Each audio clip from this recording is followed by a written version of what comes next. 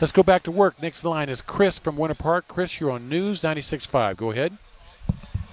Yes, I got a problem with the landlord. All right. I rented an apartment in Lake Mary. I looked at their website. There was nothing in their website that said they allowed smoking. When I went to their office, nobody was smoking, the rental office. All right. I took a tour of the place. I never saw anyone smoking. All right.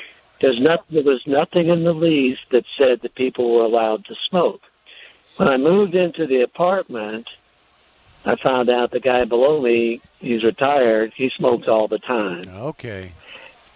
Sometimes he gets up at 2 o'clock. One time. Well, hey, Chris, I get it. I get it. It's uncomfortable and nasty. I agree.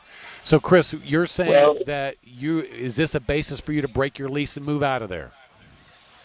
I already moved out, and they're suing me for them 4 months' rent in advance. All right. So, Chris, they may or may not be successful, but Chris, I do want to say this, that when you are a tenant and there is a problem, you have an obligation to give your landlord what's called a 7-day notice to cure.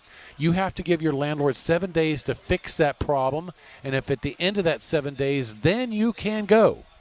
So I don't think, gave them the proper notice here, so that kind of automatically makes you wrong. But the real question, and I would love to ask Rob this question, is would the fact that Chris smells cigarette smoke from another tenant's apartment, would that be a basis to break the lease? I'd like to think it would be. Well, it possibly that it interferes with his ability to enjoy his. Right. That's right. Actually, thank you for reminding me of that, because when you look at a typical lease, it says that the tenant has the reasonable use and enjoyment of the piece of property.